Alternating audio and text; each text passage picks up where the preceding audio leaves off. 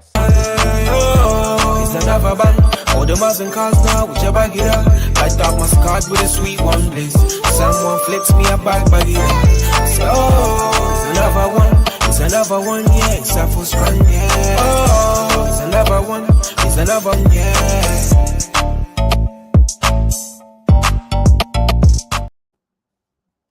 What's going on, people? Welcome into another episode of the Stay Radio Show, presented by iBoxingHub in association with our sponsors, D-Rock Clothing. I'm joined by my man Ray. Ray, how are we feeling? I've got no trim. It's the holidays. I'm only here for the meal. The presents are for the little ones. Other than that, I'm doing all right. Thank you. Yourselves? I'm all right. I'm good. Right. Oh, 1 second. Let me turn that off. Ashanti, how are we doing? Well, as you say, got a lovely Christmas jumper on. You know, very, very cold outside. So, yeah, I'm all good. Listen, guys, let's go straight into it. I'm a bit sad at this, but you know what? I'm also proud.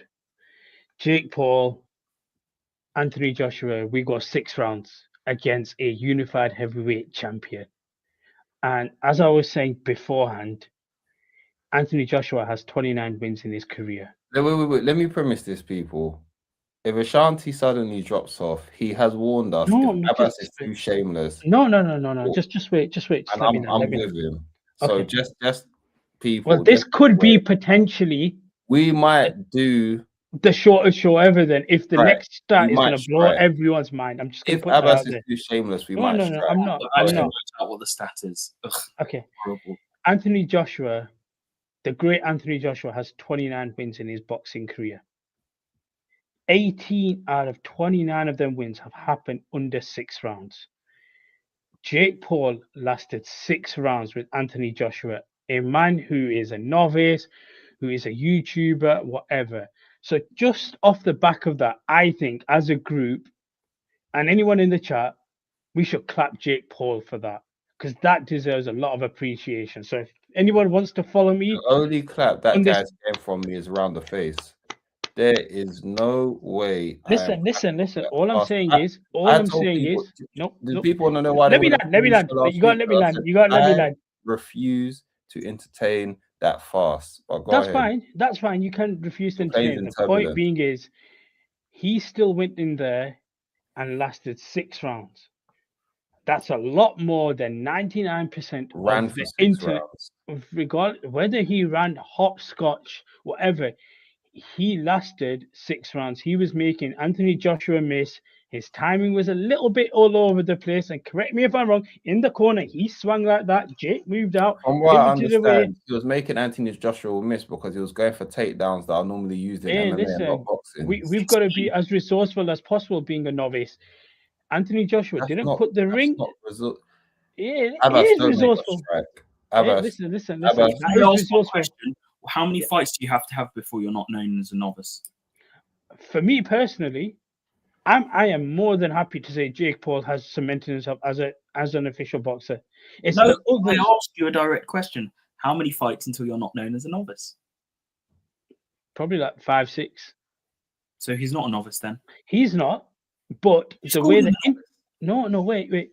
The way the internet and the majority have projected it out there, that Jake Paul should not be in the boxing world and stuff, whereas I have said I think he can win an American area title. So why did you call him a novice if you know he's not? Because I'm taking the number of fights you believe means that you're not a novice anymore.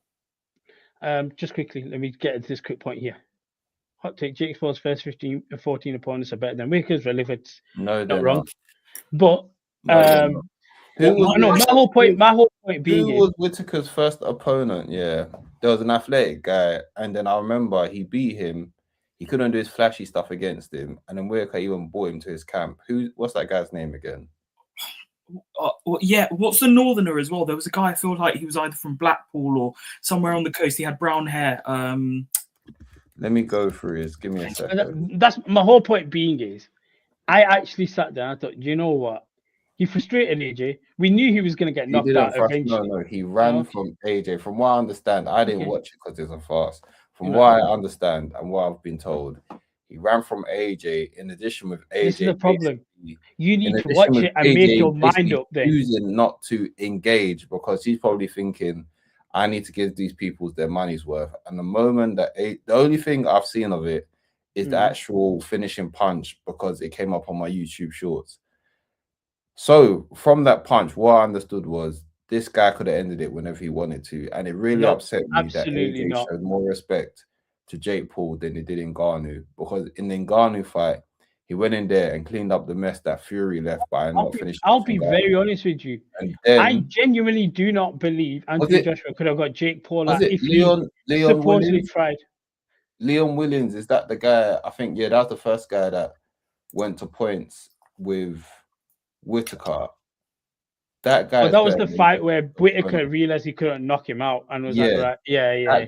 That guy's better than most of the guys that Jake Paul's faced. I don't know what the chaos that Raj trying to set with that. Don't ever do that. All I'm gonna say is, would punch Jake Paul into another universe.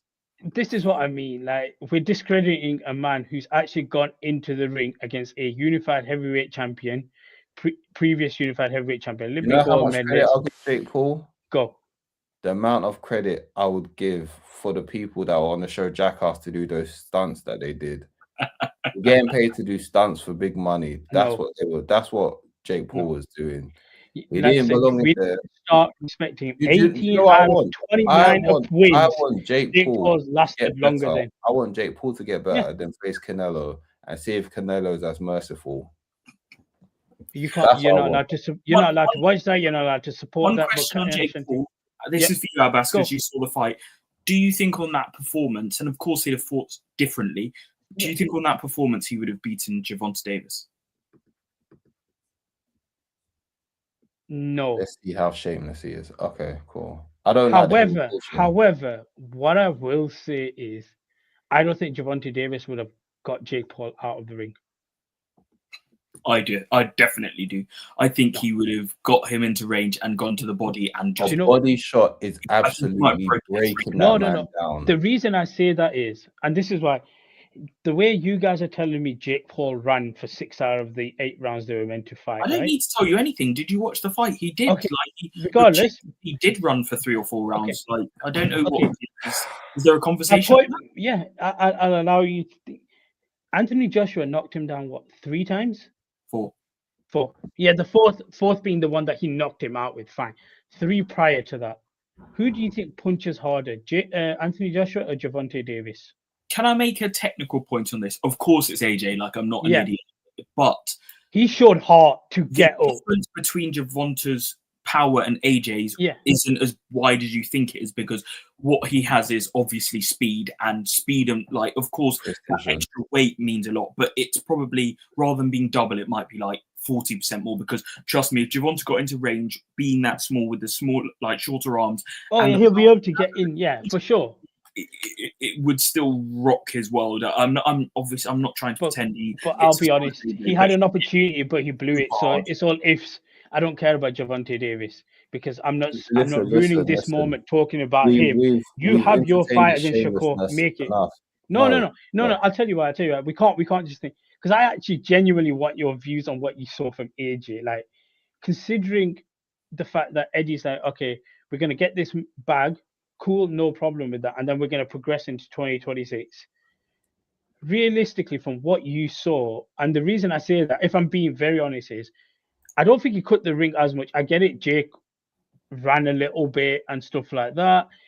But as the seasoned professional, like, I thought it would be easier for him to cut the ring a bit more quicker than he did. He kind of waited for Jake to tire out before he was like, right, I'll make the move. Man getting paid that much is definitely gonna say, yo, let me just play around with this guy because I'm getting paid however much. So he's enjoying the celebrity in his post-fight career that, you know, it was evident that, you know, the guy was getting a lot of attention from the ladies this weekend. That's what we were talking about. We were talking about that. He was taking his sweet time. Apparently American babes only discovered AJ. Shout out to them.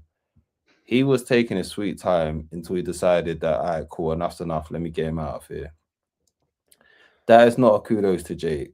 That is on AJ deciding when I want to finish this. That's what that is. So for that case, I give Jake Paul the Jackass Award or the Johnny Knoxville Award for, taking a whooping. And that's as much credit as you get. No, you need to give him credit for having heart. Well done for generating enough. Generating enough money to get knocked out, and well done for. You need to give him credit for having heart. No, because that was 4 times he was knocked out. I'll give Jake is that he's done a lot for women's boxing, and the real winner, the second winner of the weekend, goes to Caroline Dubois, who's called out Alicia Baumgardner, who's right. That used to be one of my favorites, but the way she spoke on Caroline, and she called her a pup. I said, but you want to move up to her weight division and take her belt. That's not a pup. That's big dog to you. So to Alicia Baumgardner, watch how you talk on Caroline, because eventually you're gonna have to face her, and you're gonna have to collect that ass whooping that Caroline's gonna give you. So listen, say what you need to say to amp up that fight. That's what I'll give Jake credit for. When his jaw's fixed, he can, he can promote Caroline first, Baumgardner. But that's the credit he'll get. Other than that, there's no need to talk about the ass whooping. He collected the ass whooping for peas. That's the much credit you're gonna get from me. No, I'll be focused on Jake, on the actual fight and the question you posed. I have to give him some credit because he got his jaw broken and he kind of sat the count out, but I'm not going to say he quit because he didn't, but he maybe could have got up, but he got his jaw broken. So I've got the smart thing. Don't get up. Yeah, that's what I'm saying. He got in the ring and he's a very big man and a dangerous man, and he took a pretty clean punch to the jaw and got his jaw broken, which is, without being disrespectful, like you say, Jake is a novice in the world in that he didn't start boxing at 14 or 10 and he's hardened himself up. He was an adult man and he's worked really hard and got fit. Most of us, if we got hit by someone, even on the street, who's done a few amateur fights, would be in a lot of trouble because they know how to punch and they know how to defend themselves. And that's kind of what happened. So I expected it. But AJ didn't look great. I'm not going to be a conspiracy theorist and think that, Netflix paid him off not to knock him out in the first round. But I do think a part of it was he took his time. He maybe wanted to shake some ring rust off. I don't think he was as gung-ho as he could have been. Maybe he could have really tried to be forceful, but he allowed the fight to play out, which is his want. But on AJ, very disappointed. I thought he was awful. I thought his footwork was really bad. He was always out of range. He did miss shots, whether that's because he knew nothing was coming back. It doesn't matter. It didn't look great for the person that he is. I was going to say, and if it had been a fighter that probably carried more power, if we're going to give him, he got caught clean. He got caught clean when he was advancing to Jake Paul. I was very disappointed when I saw it. But can I say on AJ, these are his last 5 opponents: Jake Paul, Daniel Dubois, Francis Ngannou, Otto Wallin, Robert Helenius. That's in the last 2.5 years. That is terrible. Objectively, if we're talking, if the balance of the other side of the fight is that AJ is a 2-time unified world champion and an Olympic gold medalist, those last 5 fighters are, of course, I'm not including Daniel Dubois. He's a very good fighter, but those are the 4. Eddie can tell me about making the bag and making money and all of this and that, but for a man who's on the back end of his career, he needs to be fighting legitimate opponents. I don't want to hear. And if he fights this kickboxer next, that means that's my next point. Yeah, one of them. And then Eddie's there pretending he doesn't know who the guy is. I don't know who the guy is because I don't watch kickboxing. But if you've been negotiating with someone or their team, I heard him in the post-fight interview. He was like, "Oh yeah, that Rico bloke or something," and I was just like, "Mate, if listen. Oh, God."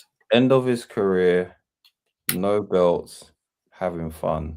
He's fine. Not like a certain someone that had a WBC and went to face Francis Ngannou. So therefore, but say it for what it is rather than Eddie's spiel on he's a Hall of Fame legacy. No. Let's get one thing straight. Eddie is doing what you pay him to do. Go out there and promote. I don't need to believe listen. We're not experts, but we're not casuals. We know what Eddie's doing. We don't need to be fooled by what Eddie's saying. He's just doing what he needs to do to promote this guy. Where AJ is in his career, he's cashing out. He's at the Money Mayweather juncture of his career where it's just like, yo, let me have these fun fights. I'm gonna cash out. On AJ's part, it's like, I've got no belt. So when the people are just like, oh, he's not facing this caliber guy, that caliber guy, brother, he's out here trying to cash out. He don't care about climbing the rankings. Fine. But then, and why should he? Two-time unified champion.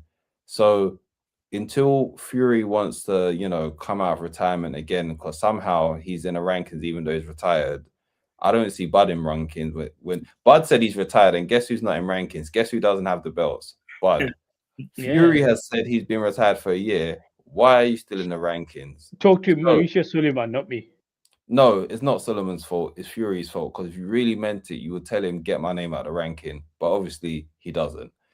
So therefore, put it like this. If AJ wants to cash out, keep on cashing out, because this game doesn't love you. And I've always said more time, I'm pro fighter getting paid. And in addition to the fact that it's not like Canelo when he was ducking Benavidez and holding up the division.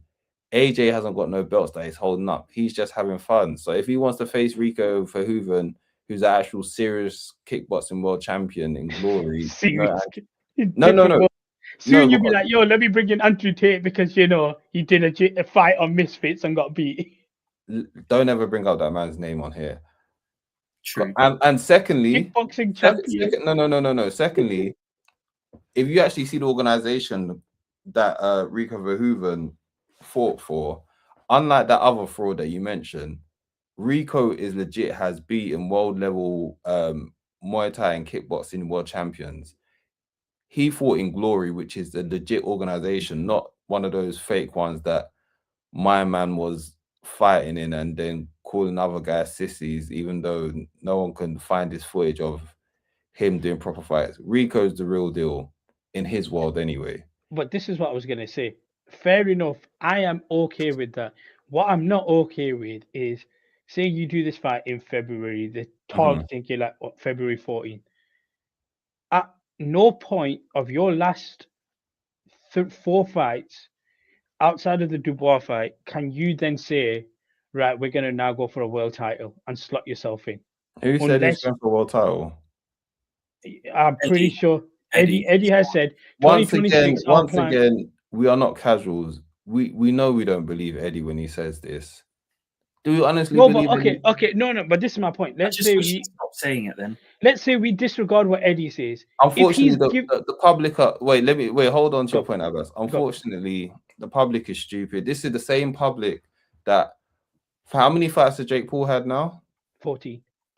This is the same public. How quickly that came out. He's been watching them earlier, hasn't he? This is the same public that keep on saying, I'm not going to tune into these Jake Paul fights. They're a farce. And every single time, what do they end up doing?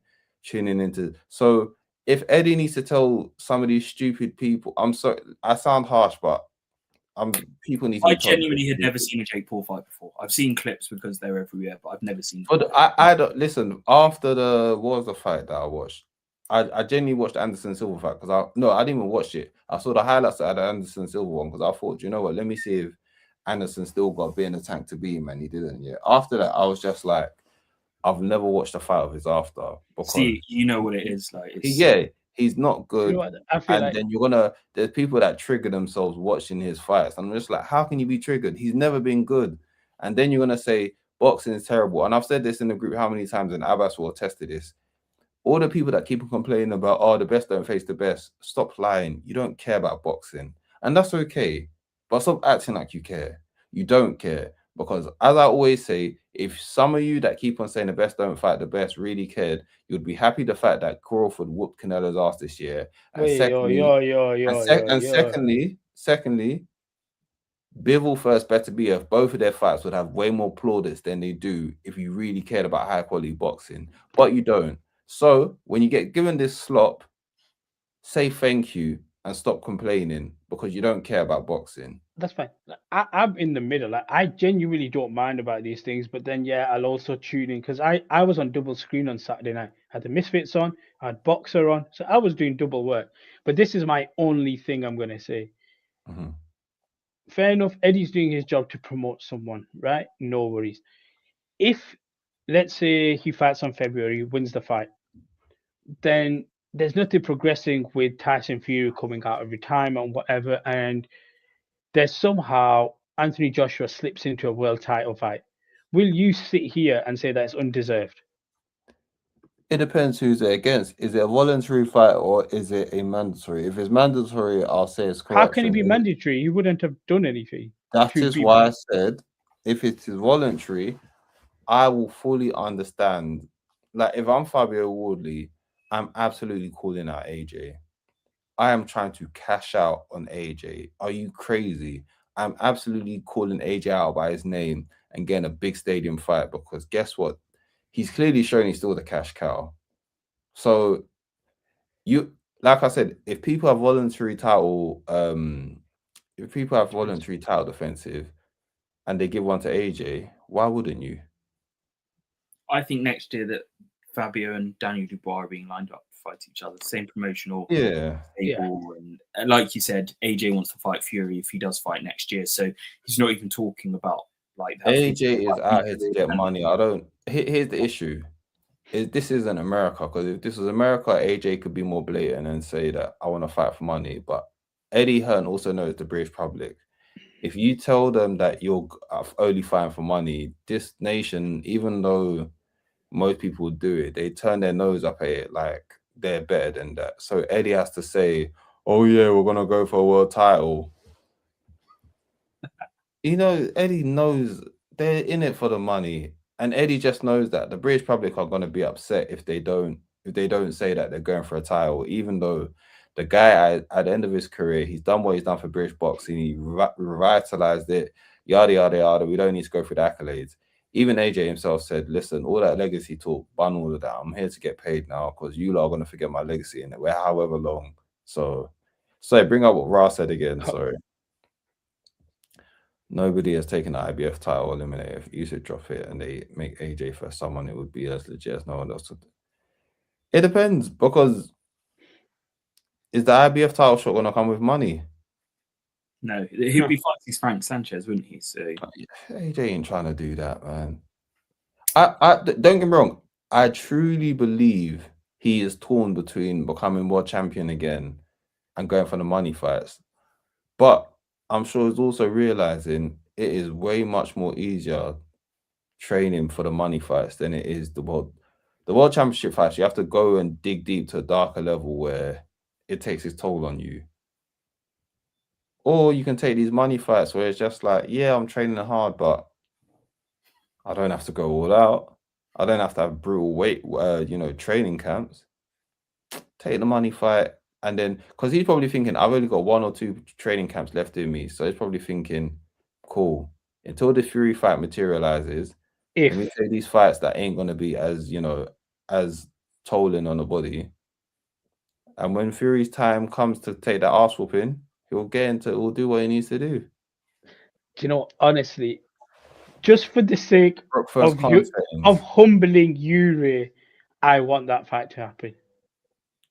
You're just angry because Crawford whooped your boy. Absolutely not. I make Tyson quite a decent sized favourite over AJ on what I've seen, and on the betting odds, I would make Tyson. I would say favourite for sure. AJ is his worst enemy in terms of you don't know what AJ is gonna come up. Too emotional?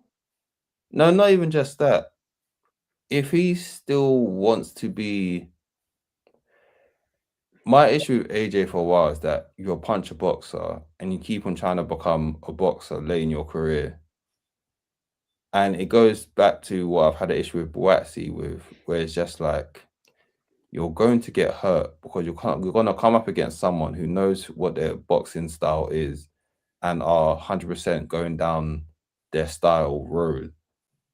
But then if you're in this confusion of, oh, I'm trying to be this type of fighter, even though you're another way, it's the same way I was saying about Dubois. Dubois has no hesitation in what he's doing because he knows, I'm a boxer puncher. I'm not going to try to go in there and try to outstyle you. Like, no, let's go gunsling. And the issue with AJ in this fight with Dubois is that you hesitated and Dubois didn't. And that's what I mean with AJ. If you just commit to being the boxer puncher that you are and stick with the right trainer that will get that out of you, I think he wins. I don't know who will train with, but if he wants to be, you know, try to be the boxer without being a puncher, you're falling into Fury's hands. Just quickly, we'll move on because Saturday was like what I felt was Matchroom's day. They had the event in Africa, in Ghana. What was you guys' thoughts about it? For me, like the knockout from Craig Richards, that was nasty. I liked it. However, what I saw from Lawrence Okoli, brother, I think what was the brother's name? Tete. Ebenezer, the towering Inferno Tete. The man he literally stood like this.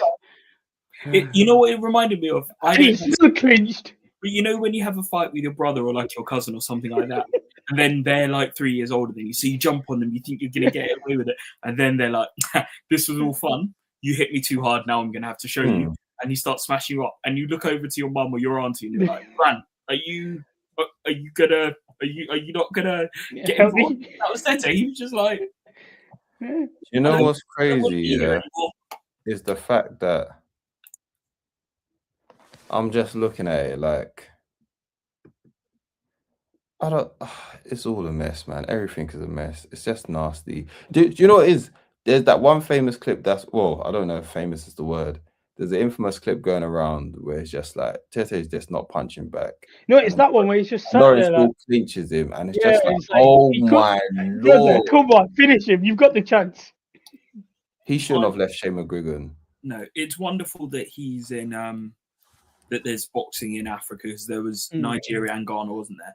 But between the two cards, there was one okay-ish fight, the Richards Aziz card. The standard of fights were absolutely disgraceful. Tony Yoka, freezing McBones. I'm just melding the two cards because it was so poor.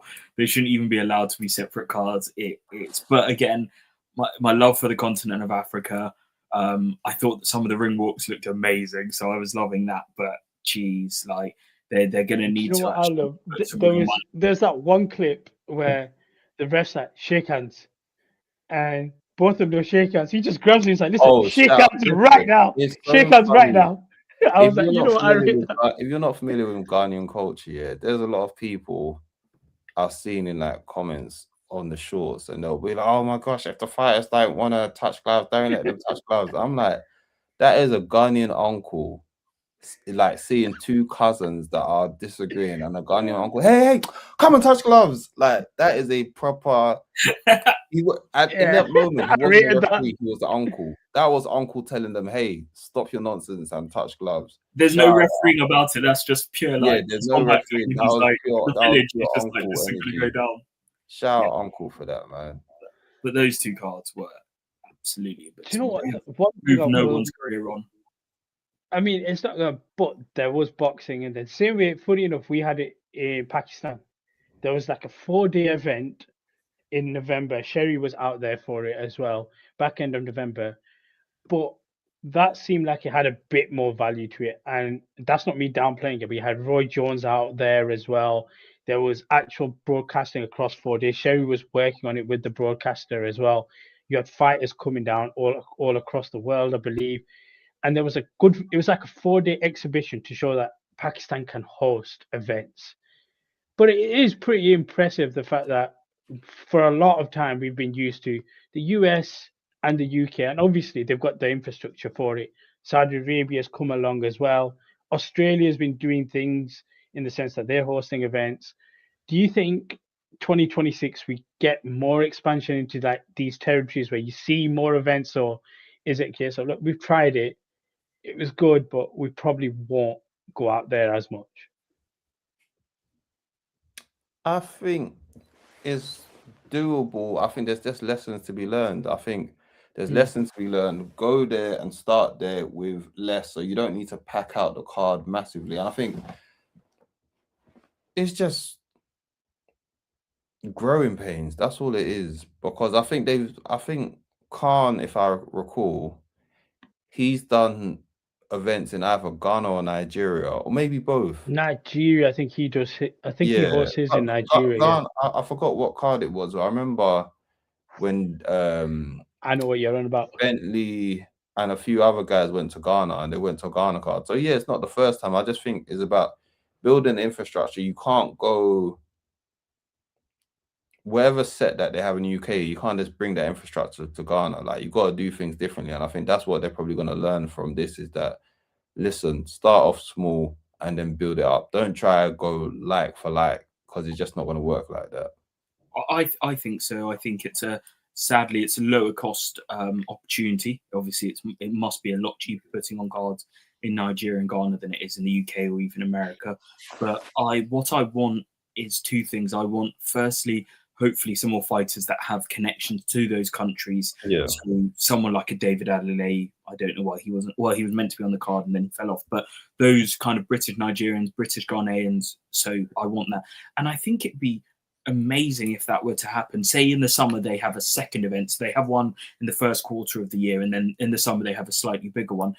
Do some of that more like 24/7 behind the scenes stuff. Get Adeleye going back to his village, and I'm sure, I'm assuming that not his whole family live over in the UK. I'm sure he's got uncles or cousins or second cousins that live out there. Go and see him going back to where, you know, his family are from, or things that are very important in terms of the country of Nigeria. Or is it Denzel Bentley who is Ghanaian?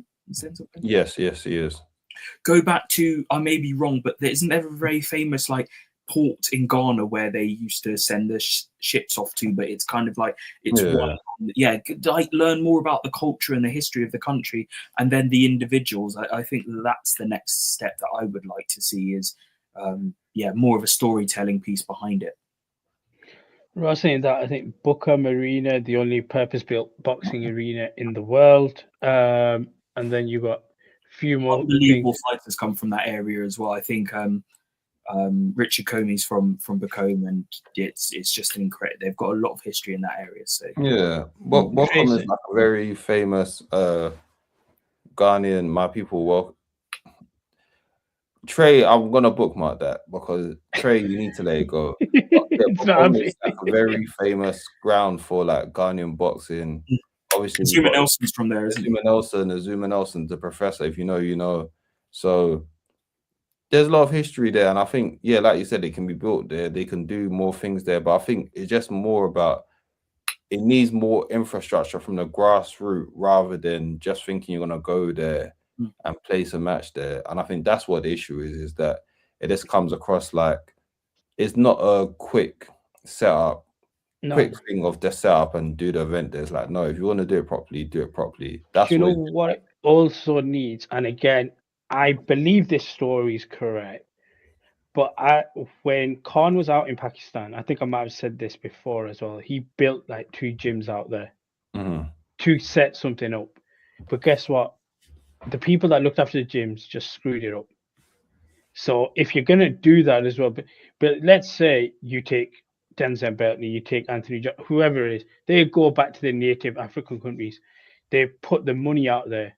The people you hire then, they have to do a job to look after that place, because you can only do so much. And if you're giving the financial resources, which is a lot of these countries lack, if you're giving them the money and you go bang, the people that are employed, they've got to now do the second part, which is look after the place. And I think that also falls down, unfortunately, because we've seen it firsthand. But I want to move on to what we saw in the first direct arena. Two things quickly, because I need to run off and get my battery for my laptop before the battery dies. But I want to, before I go, Trey, brother, let it go. Bukoli is not going to face AJ. It's not happening. There's no upside for AJ in that. Are you sure it's not actually Billy Nelson? It's not. No. I honestly think Bukoli's let it go himself, but Trey keeps on holding on to this thing of hoping that they get. Oh no, it's done. Bukoli's done. Are you sure? Are you sure it's not going to be Lewis Crocker versus Devin Haney with AJ versus Bukoli on the undercard at the Windsor Park next summer?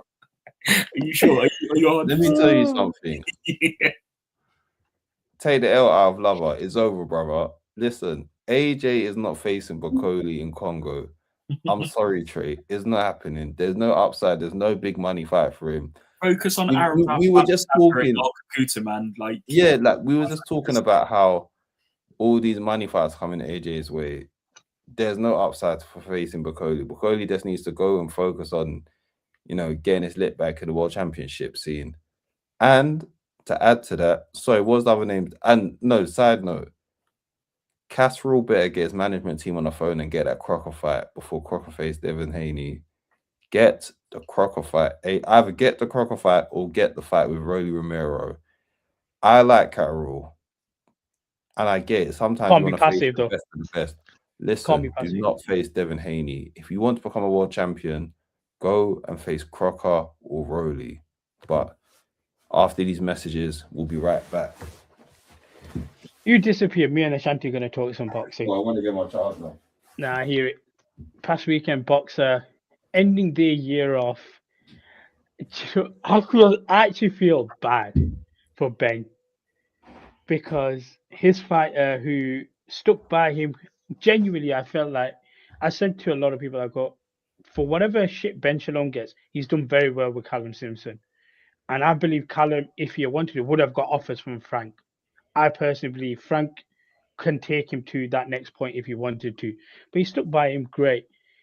And then the way he got beat. And I just think it's like, you've just announced a new signing, the guy that was with GBM. And obviously, Kraus. And he's got a pretty solid following from what I've seen on socials as well. And Izzy's done a good job with him. They're going to work together, it seems. You've announced Adam Azim's fighting at the end of January. Great. And now you just need this one thing to go off perfectly. And it's just the manner in the defeat. And it's to a matchroom guy as well.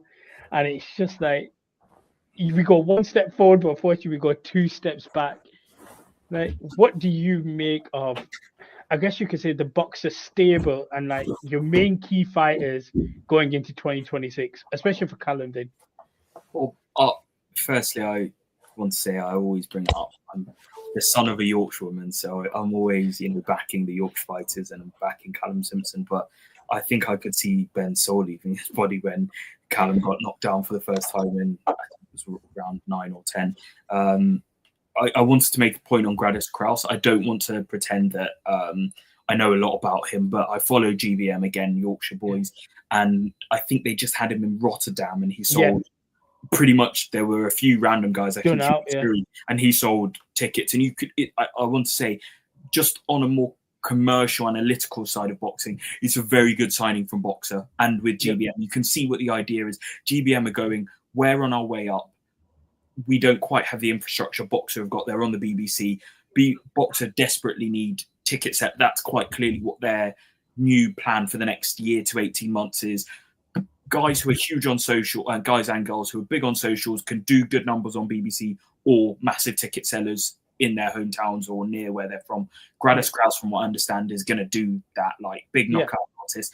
GBM are going to be managing, like part of the management team. So that means Izzy's voice will still be there. Maybe they'll get some GBM fighters to bulk up the shows. I think it's a really smart.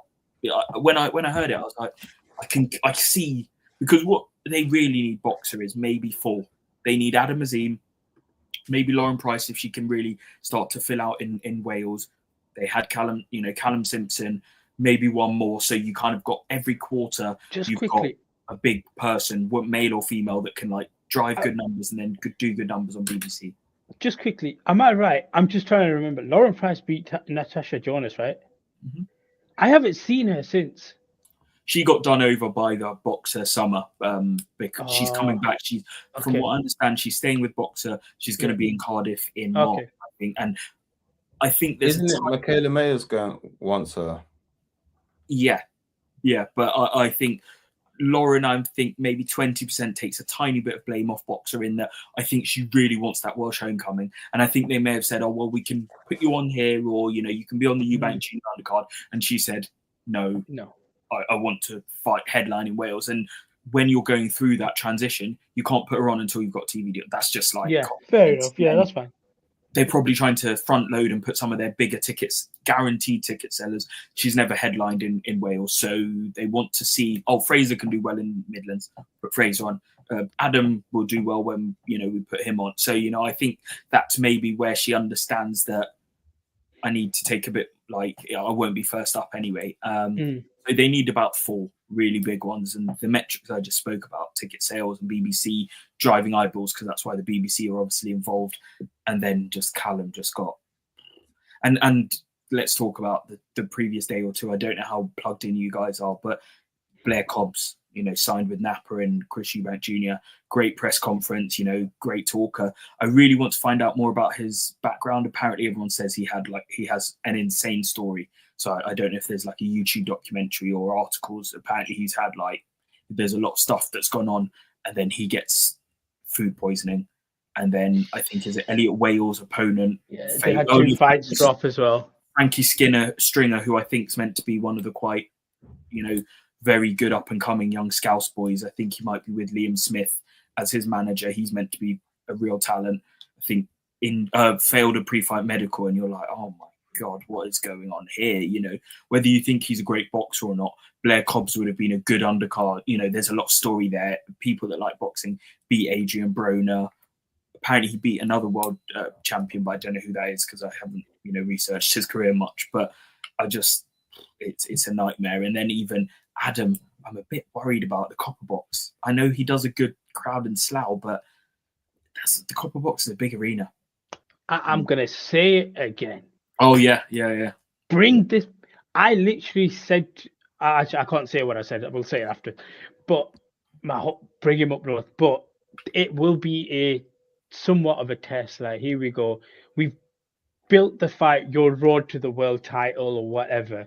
Essentially, that's the marketing it looks like. Let's see what numbers you can do. But yeah, just what do you think you could do just from now? Obviously, there'll be big promotion and blah blah blah. What just off the jump? What would you say you think he can sell tickets wise? I genuinely don't know. Because the way I see it is, I can only go off our market, which is up north. I personally believe if he came up north, you could do 7, 8, 9,000. I genuinely believe that because of the amount of Asian following we've got here. And the only reason I don't say that in London is because of the way Ray broke down London for me. And when you said it like that, it made sense, which was, here you go, I've got a fighter from Crystal Palace ends, but the guy from Tottenham, even though you may have the same ethnical background, you ain't going to go watch him because you got your crew there, and that's fine. When you broke that down to me, it made sense. Whereas here, it's like, oh, wait a minute. Manny, yeah? Right, where are we? Bolton? Yeah, calm, we're going down. Where are you? Yeah, we'll go down. Liverpool? Yeah, we live and drive from Birmingham to get down to watch it. I know I've spoken up. Can I make genuinely 2 quick points? Yeah. One is sometimes people that are from outside of London ask me, oh, you know, they'll come to London, they'll go, oh, just went to Camden. How many times have you been to Camden? And I live in South London. I genuinely say to them, I think in the last decade, I've been to Camden about 6 times and never to go to like shopping or anything. I think I've been, did they used to have an O2, like a music venue in Camden? Kentish Town. Yeah. And then I break it down to people. I say, well, central London is closer to me than Camden, and there's loads of things to do in South London. Even East London is just as easy to get to. Why would I go to North London? Obviously if I've got friends or a house party, fine, but why would I pass through Soho or Oxford Street or even Angel to go to Camden? Angel's way better like to go to bars than and someone was like, oh, that makes sense. And sorry, that's the point about Adam Azim. Yeah. If you don't know, Slough to the Copper Box is like the other.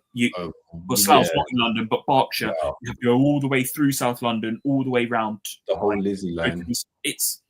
I'd say an hour and a half driving or tube. Like, it's not, you know, he's really going to have to bring a crowd. And without being horrible, East London does have quite a sizable Asian community, Ilford and West Ham and places like that. So perhaps, you know, they're going to do a lot of work in those areas to try and cultivate a real following. But I'm worried. And the second one is just on Fran Hennessy. I know she gets a lot of stick, but it's a world title eliminator for Ellie Scotney's belt. And the girl she's fighting, crazy story, lives out in Shanghai, English girl, English teacher, Cambridge grad.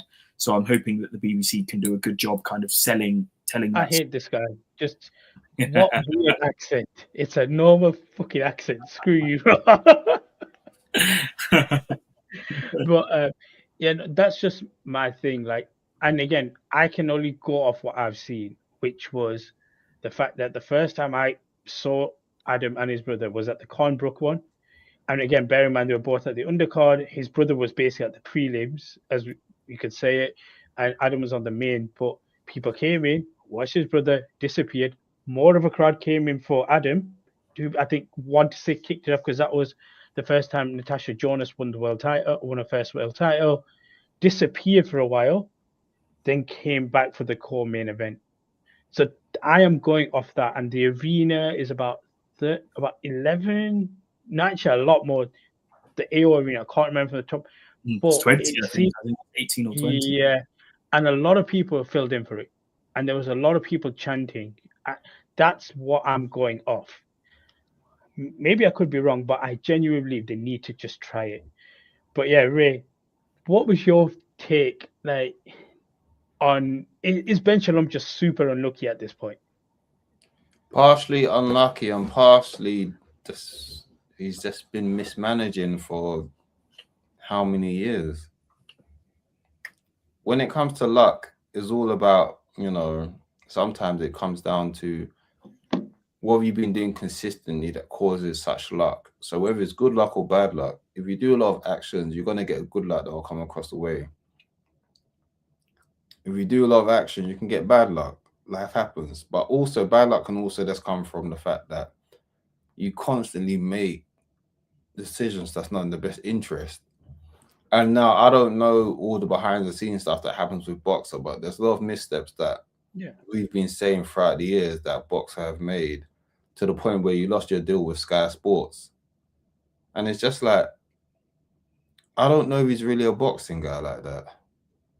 You've got to want it. You've got to really want it, because this sport isn't generous. The sport doesn't have the infrastructure for people to profit from it as other sports do.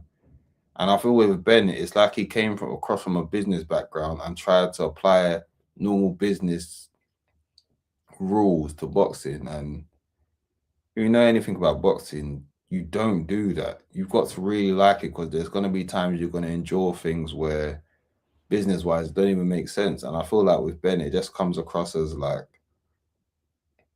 you don't want... I don't know if it's him not wanting it enough. Do you know what it is? Going through the phases. I'm going to compare them both, but you see, like how you said about being a boxing... I won't say because you have to be somewhat of a boxing fan with a business understanding. And I feel like that's where Izzy is. When you look at GBM, he's a boxing fan, but he has a brain as well to go with it. I feel like Ben has a brain, obviously, but he may not be necessarily a boxing fan coming into it. And then because he got the opportunity with Cornbrook, it was like, oh, wait a minute, you did too well too quickly, and now everyone knows your name. And we're going to scrutinize you a lot quicker than you believe. And I don't think you probably wasn't ready for that. I don't think he got scrutiny from that. I think he got scrutiny because you mismanaged your fighters, whether it was Ben Whitaker, whether it's Buatsi, whether it's Okoli. My biggest thing that he mismanaged was CBS. I thought that CBS is an absolute... If they strapped the rocket to him, they could have gone places with him before he lost to Zerdo. Was it Zerdo he lost to? Yeah, Zerdo. I felt like with CBS was like, this is a guy...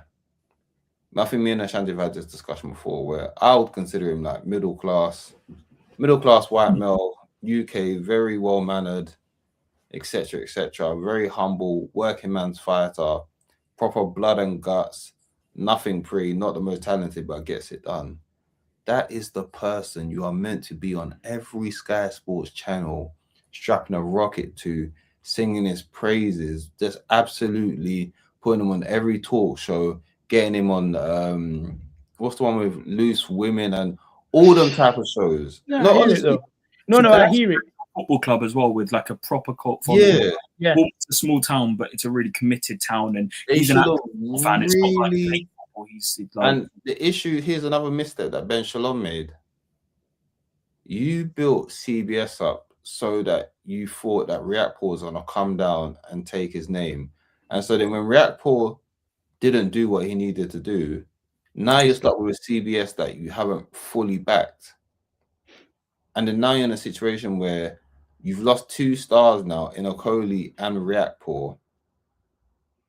And then you've got this boxer who you haven't really backed properly. So now you're all in no man's land.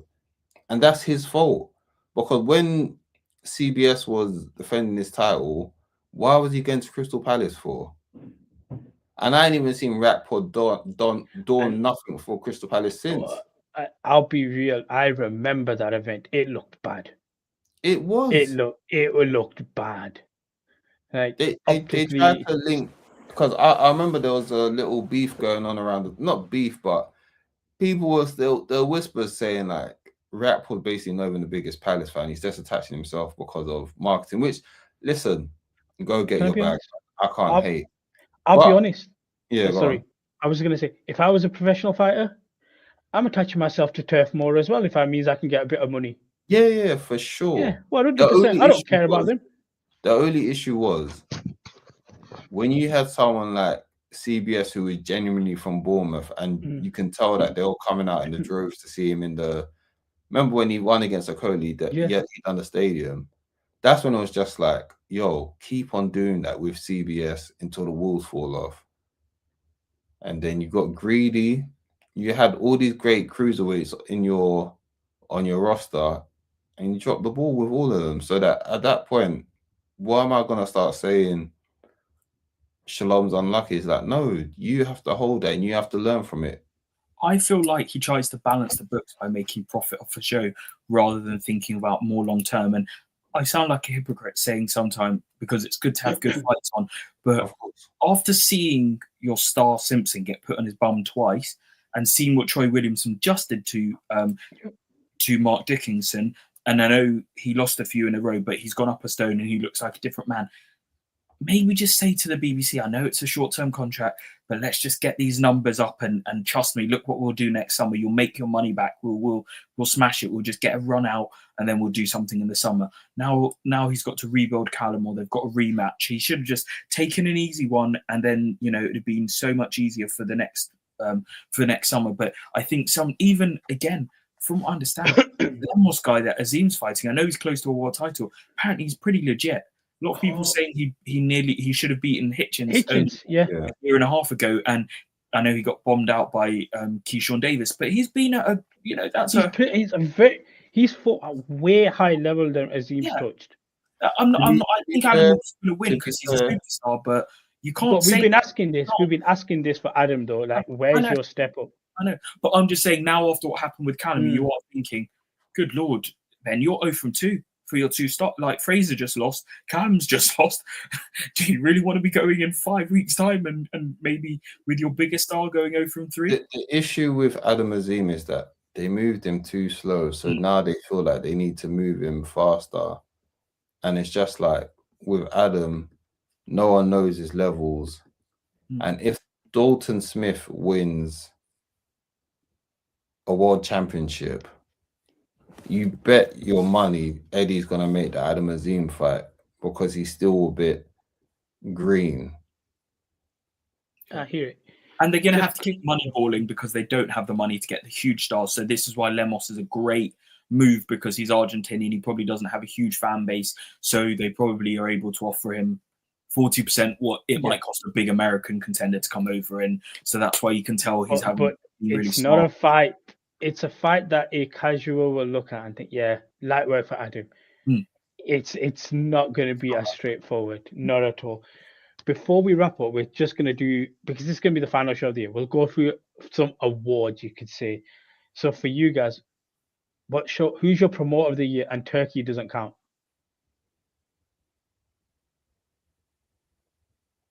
Ray, Ray, do you want to go first? Should I? You go first, because that's caught me off guard. Oh, I've gone a bit rogue actually. Made a few notes here. I've actually gone controversially for Nikisa Badarian and MVP. Honestly, I think like when you think, I know they haven't put a lot of shows on, but they're clearly going to keep. They've already said they're coming to England, and imagine Caroline, Terry Harper, and a lot more to come.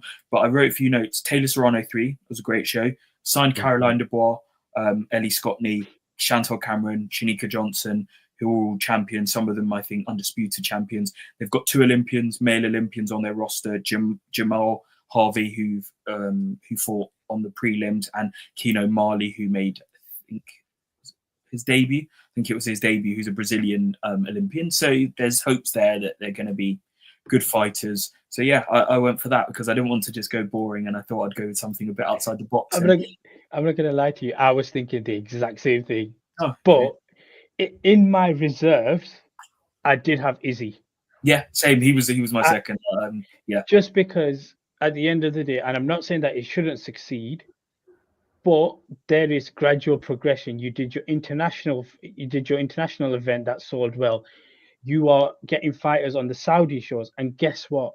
Instead of going head to head as competition with promoters, you've done the opposite. You've said, you know what? You are better than me. You've got this, but let me put my fighter on your cards. Let's work together.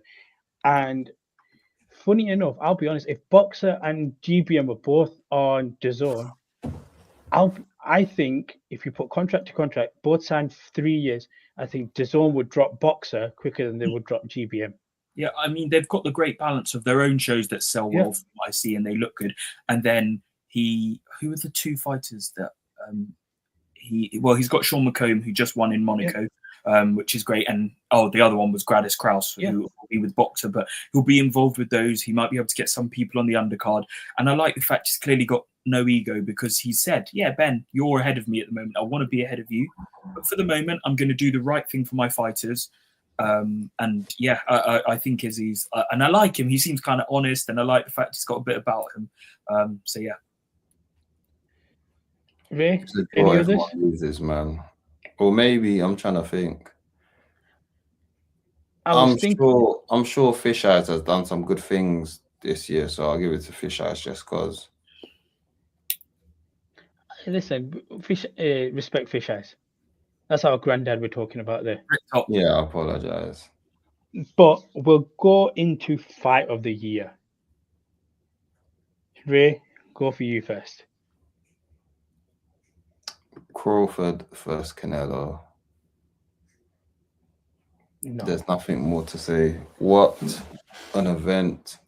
What a moment in history. See, that could be your moment of the year, but as a fight, as a pure fight. That was a good fight. It was absolutely beautiful. He put a whooping on a larger man. It was fantastic. Yeah, that was high-level boxing. And credit to Canelo, he didn't just like resign himself to the loss. He was going for it. Obviously, Crawford was better, but Canelo gave a good account of himself, and it's going to be funny whoever faces Canelo next and thinks he's sweet when he beats them up. But that was, to me, that comes to mind as the fight of the year. What about you, Shanti? So I've got one, but mine was very early in the year. Yeah, I've got two, but I'll go with one. Boatsy Smith or Callum Smith. Okay. That was a cracking fight. Two high-level guys, meant something because Callum's super close to the world title now, and I thought they both just gave it their all. So yeah. I went with Bivol and the Better BF2. Wait, was that this year? That was February this year, if I'm not wrong. No. I'm pretty sure that was this year. I think it was, yeah. Yeah, February 23rd. I thought that was the end of last year. If that's this year, then that's the one. That's also my fight of the year. So early, but that was my fight. Like I can give you, Crawford beating Canelo as your moment because it's like, whoa. Yeah, I think that's what I'll do. That was my fight of the year. Better be a first Bivol too. And I've kind of given you probably your moment of the year, which is probably Crawford beating Canelo. Yeah, because of what it was. I have one, and this is going to be super biased because I was there, and that is Eubank, both coming out together. First time. The entrance, that's my moment. That was not biased. That was my moment. It's coming out of the car. It's a tie for me. It's Crawford beating the Canelo, and also the Eubank reunion. What that was just sick. And Adam's like, he's here, he's here, and the crowd just goes absolutely. I was in the pub watching it, and we were all like, you know, when you're chatting, so you're kind of half watching, chatting away, and then you're like, is that Senior? When that car door opens, and it's just like what he's wearing, the timing. Oh my! That felt like old school WWF. Like that. And then the entrance just fit. Like, I think someone broke down the entrance. The first song was obviously Seniors. The second song was to his brother. The third song is obviously Eubanks. Everything was just perfect. And apparently, it was Senior that orchestrated it all. He was the one that. So the story is that random first song with the orchestra. Yeah. This is the story Chris told, that like 2 or 3 days beforehand, when he got that text and they spoke, he said, "Oh, yeah, I'm coming." And Chris thought, Junior thought, oh, he might want money or he might want something. He said, "Nope, I don't want anything. What I want is this one song to be played in your walkout." And Junior's just like, okay, like if my dad's walking out with me, one song, he knows he's a bit, he does what he wants. So he's like, okay, Dad, plays the song. Junior didn't really like it that much, but he's like, it's for Dad. Dad, it means a lot to Dad, so Dad will play it. I think they got the orchestra, sorted it all out, and then he just said afterwards, he was like, it kind of just calmed everything down, and then and he said it just worked perfectly for their two characters, and that's the whole story. Is that he that was his only request. Let me have that song. I'll be honest, like that's the only entrance I've watched this year multiple times. No. Are you crazy? There are at least 2 I've got. Whitaker with Dizzy Rascal, like last month. That was awesome. Shit. But the main one, even though he lost, Eubank coming out with 50 Cent. Oh man, yeah. Crazy. Yeah. Many men. No, see that shit was like a polar bear. No, see that shit was cool. But the first entrance. No. The second one, 50 Cent. No. The first one only because it's like we actually didn't know that Senior. Yeah. It's like, remember during the week, I think Senior said some scathing things about. Yeah, you're a disgrace or something like that as well. That 50 Cent medley. For the guys of our era, especially Ray. I know, it was sick. I thought I was a teenager again. I was just when I heard many men wish death upon me. Blood in my eye, dog, and I can't see. I'm trying to be what I'm. Listen, I sing that song with my heart. I've got no ops in this world.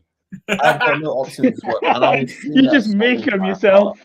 It's the only time I've ever seen any real emotion from Eubank. He was actually, if you look back, no, singing along to I think it was To Many Men, like at the beginning. No, do you know what? Do you know what's crazy? If you watch the first, and this is why I say it's the best entrance. If you watch the first entrance, there's this one little moment where Eubank he's looking at the crowd and he looks to his thingy, right or left, and he smiles for that 1 second. Yeah, it's his dad's there. It's the smirk, yeah. It's the smirk, isn't it? I don't know if it was the first or second one, but I think it was the second one. He kept getting his dad to come closer. I think because 50 was there and the bouncers. Oh yeah. Him, and he was just you could see him kind of getting people out of the way, and I'm like, yeah, it's his dad. Of course, he wants him close to us.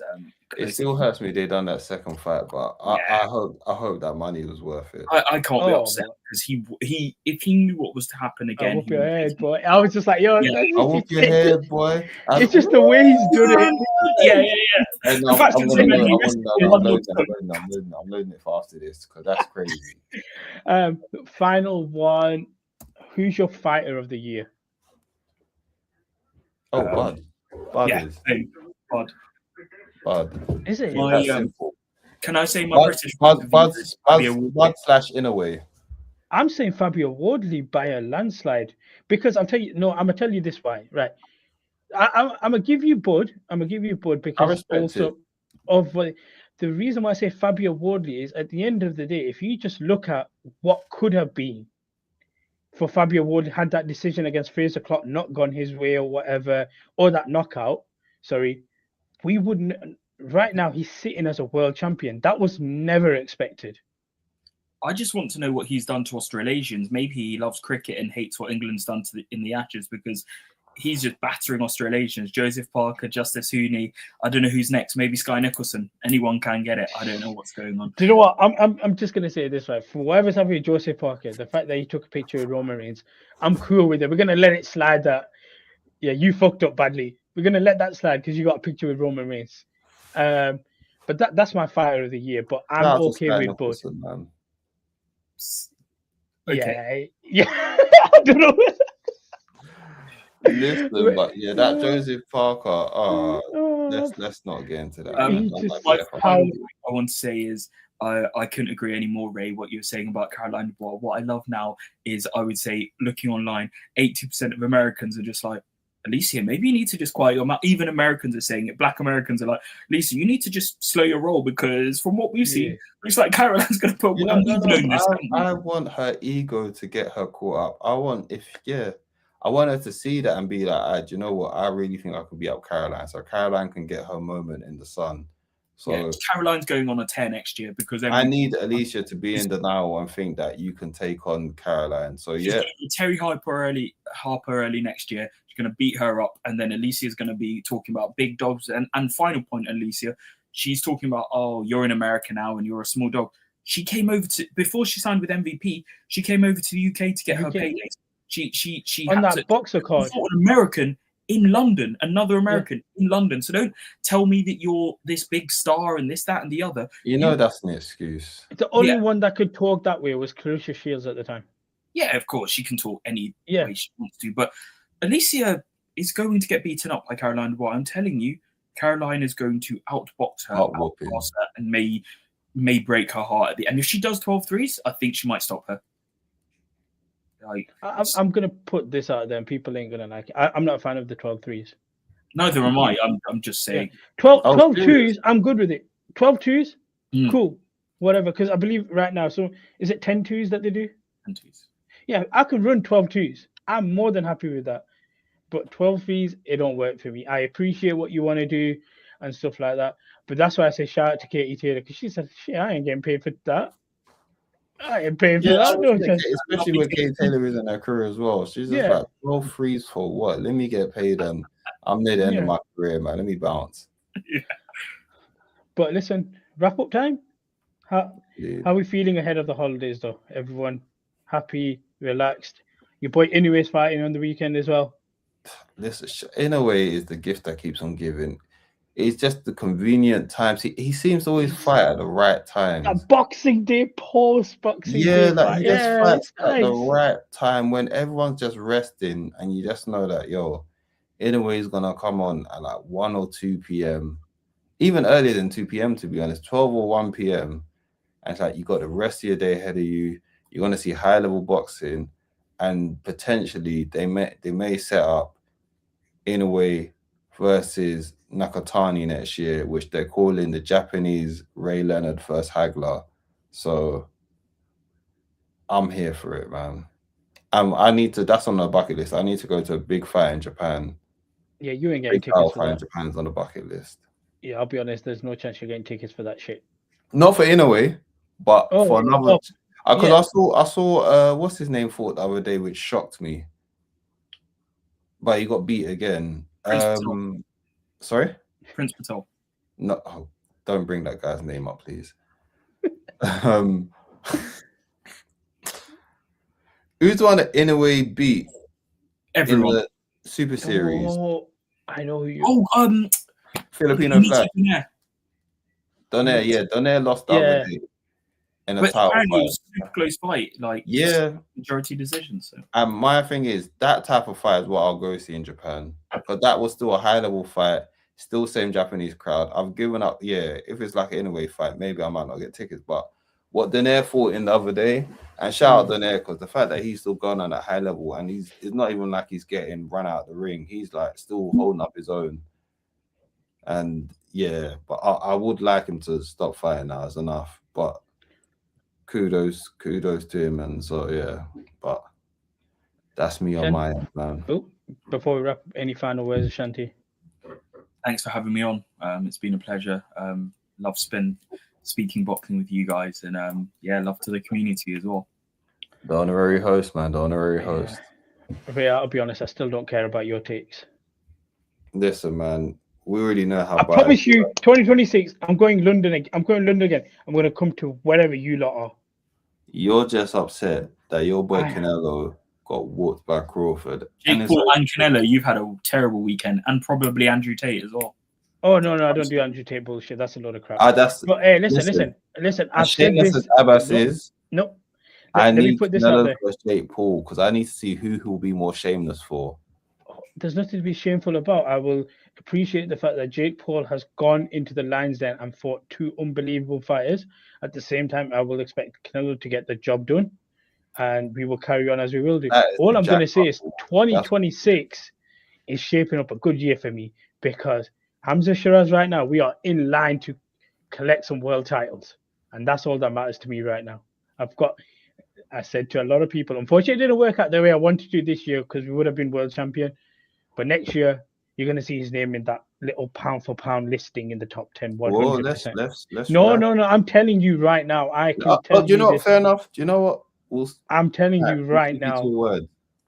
I'm telling you right now. But guys, we're going to wrap up today's episode. As always, like, share, subscribe, and do not pay attention to what Ray says at all, because it's not worth it.